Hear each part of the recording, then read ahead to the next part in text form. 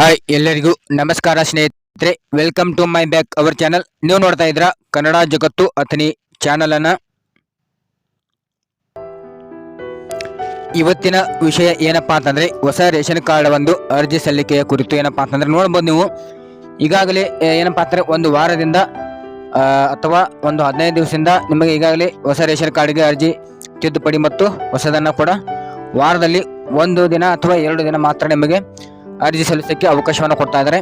ಅದಲ್ಲದೆ ಏನಪ್ಪಾ ಅಂತಂದ್ರೆ ಕೇವಲ 1 ಗಂಟೆ ಅಥವಾ 3 ಗಂಟೆಗಳ ಕಾಲ ನಿಮಗೆ ತಿದ್ದುಪಡಿ ಮಾಡೋದಕ್ಕೆ ಅವಕಾಶವನ್ನು ಕೊಡ್ತಾ ಇದ್ರು. ಆದರೆ ಬಟ್ ಇದರಲ್ಲಿ ಏನಪ್ಪಾ ಅಂತಂದ್ರೆ ಅರ್ಜಿ ಸಲ್ಲಿಸುವಾಗ ನಿಮಗೆ ಸಿಕ್ಕಾಪಟ್ಟೆ ತೊಂದರೆಗಳು ಕೂಡ ಆಗ್ತಾ ಇದ್ವು. ಅದು ಏನಪ್ಪಾ ಅಂತಂದ್ರೆ ಸರ್ವರ್ ಪ್ರಾಬ್ಲಮ್, ಅಂದ್ರೆ ಅರ್ಜಿ ಸಲ್ಲಿಸುವಾಗ ಸರ್ವರ್ ಡೌನ್ ಆಗುವಂಥದ್ದು. ಇನ್ನು ಮುಖ್ಯವಾಗಿ ನೋಡ್ಬೋದು ನೀವು ಇಲ್ಲಿ ಏನೆಲ್ಲ ಸರ್ವರ್ ಡೌನ್ ಆಗ್ತಾ ಇತ್ತು ಅಂತಂದ್ರೆ ಬಯೋಮೆಟ್ರಿಕ್ ನಾಟ್ ವೆರಿಫೈಡ್ ಆಗಿರ್ಬೋದು, ಅಥವಾ ಜಿಲ್ಲೆ ಆಯ್ಕೆ ಆಗದೇ ಇರುವಂತದ್ದು ಆಗಿರ್ಬೋದು, ಇನ್ನು ಸದಸ್ಯರನ್ನ ಆ್ಯಡ್ ಆಗದೇ ಇರುವಂಥದ್ದು, ಇನ್ನು ಕೊನೆಯದಾಗಿ ಏನಪ್ಪಾ ಅಂತಂದ್ರೆ ಅಪ್ಲಿಕೇಶನ್ ಸಬ್ಮಿಟ್ ಆಗದೇ ಇರುವಂಥದ್ದು, ಇನ್ನು ಲಾಸ್ಟ್ ಏನು ಬರ್ತಿತ್ತು ಅಂದ್ರೆ ಎರರ್ ರೂಟ್ ಎಲಿಮಿನೇಟ್ ಮಿಸ್ಸಿಂಗ್. ಈ ರೀತಿಯಾಗಿ ನೀವು ಸಂಕಷ್ಟಗಳನ್ನ ಕೂಡ ಅನುಭವಿಸ್ತಾ ಇದ್ರಿ.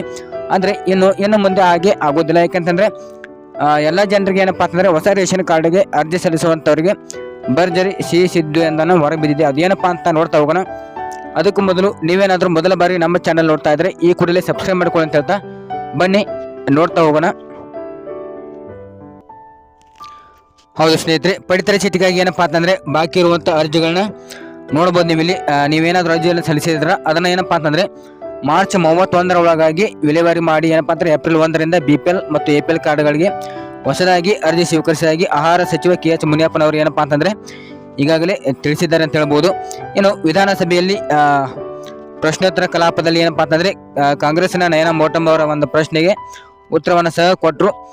ನೋಡ್ಬೋದು ನೀವು ಇಲ್ಲಿ ಈ ಒಂದು ಹಿಂದಿನ ಸರ್ಕಾರದ ಅವಧಿಯಲ್ಲಿ ಏನಪ್ಪಾ ಅಂತಂದ್ರೆ 2,95,000 ಏನಪ್ಪಾ ಅಂತಂದ್ರೆ ಲಕ್ಷ ಅರ್ಜಿಗಳನ್ನ BPL ಮತ್ತು APL ಕಾರ್ಡ್ಗಾಗಿ ಅರ್ಜಿಗಳನ್ನ ಕೂಡ ಸ್ವೀಕರಿಸಲಾಗಿತ್ತು. ಇನ್ನು ಚುನಾವಣಾ ಕಾರಣಕ್ಕೆ ಹೊಸ ಕಾರ್ಡ್ ವಿತರಣೆ ಸ್ಥಗಿತಗೊಳಿಸುವುದರಿಂದ ನಿಮಗೆ ಅರ್ಜಿಗಳು ಏನಪ್ಪಾ ಅಂತಂದ್ರೆ ಬಾಕಿ ಉಳಿದಿದ್ದು. ಅದರಿಂದ ಏನಪ್ಪಾ ಅಂತಂದ್ರೆ ಈವರೆಗೆ ಅವುಗಳ ಪೈಕಿ ಏನಪ್ಪಾ ಅಂತ ಸುಮಾರು 57,000 ಅರ್ಜಿಗಳಿಗೆ ಕಾರ್ಡ್ ನೀಡಲಾಗಿದೆ. ಇನ್ನು ಬಾಕಿ ಇರುವಂತಹ ಅರ್ಜಿಗಳನ್ನ ಏನಪ್ಪಾ ಅಂತ ಮಾರ್ಚ್ 31ರ ಒಳಗಾಗಿ ನಿಮ್ಮ ಒಂದು ಏನು ರೇಷನ್ ಕಾರ್ಡ್ಗೆ ಅರ್ಜಿ ಸಲ್ಲಿಸಿರುವಂಥ ಹೊಸ ರೇಷನ್ ಕಾರ್ಡ್ ಆಗಿರ್ಬೋದು, ತಿದ್ದುಪಡಿ ಆಗಿರ್ಬೋದು, ಎಲ್ಲ ಒಂದು ಕಾರ್ಡ್ಗಳಿಗೆ ಅಪ್ರೂವಲ್ ಮಾಡಿ ನಿಮಗೆ 31ರೊಳಗಾಗಿ ಏನಪ್ಪಾ ಅಂತಂದ್ರೆ ನಿಮಗೆ ಕಾರ್ಡ್ಗಳನ್ನ ವಿತರಣೆ ಮಾಡ್ತೀವಿ ಅಂತ KH ಮುನಿಯಪ್ಪ ಸರ್ ಅವರು ಕೂಡ ಈಗಾಗಲೇ ತಿಳಿಸಿದ್ದಾರೆ. ಇನ್ನು ಹಳೆಯ ಅರ್ಜಿ ವಿಲೇವಾರಿ ಬಳಿಕ ಏಪ್ರಿಲ್ 1ರಿಂದಲೇ ಹೊಸದಾಗಿ ಅರ್ಜಿಯನ್ನು ಮಾಡ್ತಾರೆ. ಹೌದು, ಇನ್ನು ಏಪ್ರಿಲ್ 1ರಿಂದ ನಿಮಗೆ ಹೊಸ ರೇಷನ್ ಕಾರ್ಡ್ಗೆ ಅರ್ಜಿ ಸಲ್ಲಿಸೋಕ್ಕೆ ಅವಕಾಶವನ್ನು ಮಾಡಿಕೊಡ್ತೀವಿ ಅಂತ ಕೂಡ ಹೇಳಿದರು. ಏನು ಸ್ವೀಕೃತಗೊಂಡಿರುವಂಥ ಅರ್ಜಿಗಳು 1 ತಿಂಗಳ ಒಳಗಾಗಿ ಇತ್ಯರ್ಥಪಡಿಸಲೇನಪ್ಪ ಅಂತಂದರೆ ಅವರು ಈಗಾಗಲೇ ಸೂಚನೆಯನ್ನು ಕೂಡ ಕೊಟ್ಟಿದ್ದಾರೆ. ಏನು ನೋಡ್ಬೋದು ನೀವು ಇಲ್ಲಿ ವೈದ್ಯಕೀಯ ಹತ್ಯೆಗಳು ಏನಪ್ಪ ಅಂತಂದರೆ ನಿಮಗೆ ಸ್ವೀಕರಿಸಲಾಗಿರುವಂಥ 740 ಅರ್ಜಿಗಳು ಏನಪ್ಪ ಅಂತಂದರೆ ಪಡಿತರ ಚೀಟಿಗಳನ್ನ ಕೂಡ ಈಗಾಗಲೇ ಕೆಲವರಿಗೆ ನೀಡಲಾಗಿದೆ ಅಂತ ಕೂಡ ಹೇಳಿದ್ದಾರೆ. ಇನ್ನು ಏನಪ್ಪಾ ಅಂತಂದರೆ ಇಂಥ ಒಂದು ಅರ್ಜಿಗಳನ್ನ 1 ವಾರದ ಒಳಗಾಗಿ ಎಲ್ಲ ಸರಿಪಡಿಸಿ ನಿಮಗೆ ನಿರ್ದೇಶನವನ್ನು ನೀಡಲಾಗ್ತಾ ಇದೆ ಅಂತ ಕೂಡ ತಿಳಿಸಿದರು. ಇನ್ನು ಅನ್ನಭಾಗ್ಯ ಯೋಜನೆ ಅಡಿಯಲ್ಲಿ ಏನಪ್ಪಾ ಅಂತಂದ್ರೆ 95% ಜನರಿಗೆ ನಗದು ಸೌಲಭ್ಯ ಸಿಕ್ಕಿದೆ ಅಂತ ಹೇಳ್ಬೋದು. ಇನ್ನು ತಾಂತ್ರಿಕ ಕಾರಣದಿಂದ ಏನಪ್ಪಾ ಅಂತಂದ್ರೆ 5% ಮಾತ್ರ ವ್ಯತ್ಯಾಸವಾಗಿದೆ ಅಂತ ಕೂಡ ಹೇಳಲಾಗ್ತಾ ಇದೆ. ಇನ್ನು ಈ ಹಿಂದೆ ಮೂಡಿಗೆರೆ ಕ್ಷೇತ್ರದಲ್ಲಿ ನೋಡಬಹುದು ನೀವು ಇಲ್ಲಿ 599 ಜನ ಹಾಗೂ 4 ಚಕ್ರ ವಾಹನವನ್ನ ಹೊಂದಿರುವಂತ ಏನಪ್ಪಾ ಎಂಬ ಒಂದು ಕಾರಣಕ್ಕೆ BPL ಇಂದ ಕೂಡ ಕೈ ಬಿಡಲಾಗಿತ್ತು. ಇನ್ನು ನೋಡಬಹುದು ಇಲ್ಲಿ BPL ಕಾರ್ಡ್ದಾರಿಗೆ ಏನಪ್ಪಾ ಅಂತಂದ್ರೆ 4 ಚಕ್ರ ವಾಹನ ಅಂದ್ರೆ ಬಿಳಿ ಬೋರ್ಡ್ ಅಥವಾ ವೈಟ್ ಬೋರ್ಡ್ ಕಾರ್ ಇರುವಂತ ಒಂದು ಜನರ ಒಂದು ಪಡಿತರ ಚೀಟಿಯನ್ನು ರದ್ದುಗೊಳಿಸಲಾಗಿತ್ತು. ಇನ್ನು ಅಂತವ್ರಿಗೆ ಏನಪ್ಪಾ ಅಂತಂದ್ರೆ ಇವಾಗ ಮತ್ತೆ ಅವರಿಗೆ BPL ಕಾರ್ಡ್ಗೆ ನೀಡಲು ಏನಪ್ಪಾ ಅಂತಂದ್ರೆ ಕ್ರಮವನ್ನ ಕೈಗೊಳ್ಳಲಾಗಿದೆ ಅಂತ ಭರವಸೆಯನ್ನು ಕೂಡ ನೀಡಿದ್ರು. ಇನ್ನು ಮಧ್ಯ ಪ್ರವೇಶ ಮಾಡಿದ್ರಂತ ಏನಪ್ಪಾ ಅಂತಂದ್ರೆ BJPಯ ಒಂದು ನೋಡ್ಬೋದು ಇಲ್ಲಿ ರಾಜ್ಯಪಾಲರ ಒಂದು ಭಾಷಣದಲ್ಲಿ 1 ಲಕ್ಷ ಏನಪ್ಪಾ ಅಂತಂದ್ರೆ 20 ಕೋಟಿ ಕುಟುಂಬಗಳು BPL ಇಂದ ಹೊರಗೆ ಬಂದಿದ್ದಾರೆ ಅಂತ ಕೂಡ ಹೇಳಬಹುದು. ಹೌದು, ಇದರರ್ಥ ಏನಪ್ಪಾ ಅಂತಂದ್ರೆ 1 ಕೋಟಿ ಏನಪ್ಪಾ ಅಂತಂದ್ರೆ ಕಾರ್ಡ್ ಕೂಡ ಈಗಾಗಲೇ ರದ್ದಾಗಿದ್ದಾವೆ ಅಂತ ಕೂಡ ಪ್ರಸ್ತಾಪವನ್ನು ಮಾಡಿದ್ರು. ನೋಡಬಹುದು ಸ್ನೇಹಿತರೆ, ಇನ್ನು ಯಾರೆಲ್ಲ ಹೊಸ ರೇಷನ್ ಕಾರ್ಡ್ಗೆ ಅರ್ಜಿಗಳನ್ನ ಸಲ್ಲಿಸಿಲ್ಲ ಅಂಥವ್ರು ಏನಪ್ಪಾ ಅಂತಂದ್ರೆ ಏಪ್ರಿಲ್ 1ರಿಂದ ನಿಮಗೆ ದಿನವಿಡೀ ಅವಕಾಶವನ್ನು ಮಾಡಿಕೊಡ್ತೀವಿ ಅಂತ ಕೂಡ ಹೇಳಿದ್ದಾರೆ.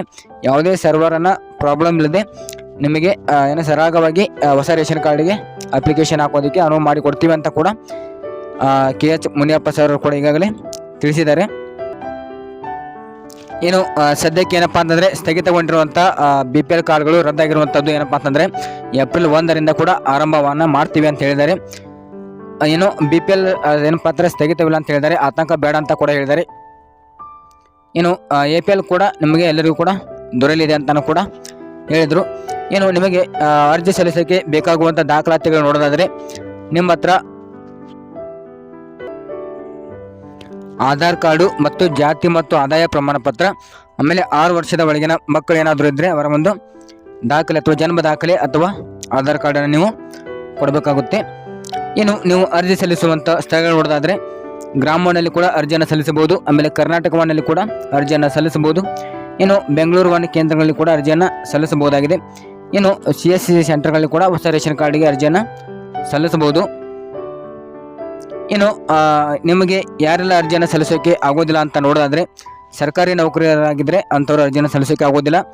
ಆಮೇಲೆ 3 ಎಕರೆಗಿಂತ ಜಾಸ್ತಿ ಭೂಮಿಯನ್ನು ಹೊಂದಿದ್ರೆ ಅಂಥವ್ರು ಕೂಡ ಅರ್ಜಿಯನ್ನು ಸಲ್ಲಿಸೋಕೆ ಆಗುವುದಿಲ್ಲ. ಇನ್ನು ಆದಾಯ ತೆರಿಗೆ ಪಾವತಿ ಮಾಡುವಂಥವ್ರು BPL ಕುಟುಂಬಕ್ಕೆ ಅರ್ಜಿಯನ್ನು ಸಲ್ಲಿಸೋಕೆ ಆಗೋದಿಲ್ಲ. ಆಮೇಲೆ ನಿಮ್ಮ ಒಂದು ವಾರ್ಷಿಕ ಆದಾಯ ನೋಡೋದಾದರೆ 1,20,000 ಒಳಗಡೆ ಇರಬೇಕು ಅಂತ ಹೇಳಿದ್ದಾರೆ. ಇನ್ನು ರೇಷನ್ ಕಾರ್ಡಿಂದ ನೋಡಿದ ಉಪಯೋಗಗಳು ನೋಡೋದಾದರೆ ವೈದ್ಯಕೀಯ ಸಹಾಯಧನ ಆಗಿರ್ಬೋದು, ಆಮೇಲೆ ಗೃಹಲಕ್ಷ್ಮಿ ಯೋಜನೆ ಆಗಿರ್ಬೋದು, ಆಮೇಲೆ ಗೃಹ ಜ್ಯೋತಿ ಯೋಜನೆ, ಆಮೇಲೆ ಗ್ಯಾಸ್ ಸಂಪರ್ಕ ಆಗಿರ್ಬೋದು, ಅನ್ನಭಾಗ್ಯ ಯೋಜನೆ ಆಗಿರ್ಬೋದು, ಆಮೇಲೆ ID ಕಾರ್ಡ್, ಉದ್ಯೋಗ ಖಾತ್ರಿ ಯೋಜನೆ ಆಗಿರ್ಬೋದು, ಕಾರ್ಮಿಕ ಕಾರ್ಡ್, ಇನ್ನೂ ಹಲವಾರು ಒಂದು ಸರ್ಕಾರಿ ಸೌಲಭ್ಯವನ್ನು ಪಡೆಯೋದಕ್ಕೆ ನಿಮಗೆ ರೇಷನ್ ಕಾರ್ಡ್ ಏನಪ್ಪ ಅಂತಂದರೆ ಮುಖ್ಯವಾಗಿದೆ. ಇನ್ನು ಯಾರೆಲ್ಲ ಅರ್ಜಿಯನ್ನು ಸಲ್ಲಿಸಬಹುದು ಅಂತ ನೋಡೋದಾದರೆ ಬಡತನ ರೇಖೆಗಳಿಗಿಂತ ಕೆಳಗಿರುವಂಥ ಕುಟುಂಬದವರು ಅರ್ಜಿಯನ್ನು ಸಲ್ಲಿಸಬಹುದು. ಆಮೇಲೆ ಭಾರತದ ಪ್ರಜೆ ಆಗಿರಬೇಕು.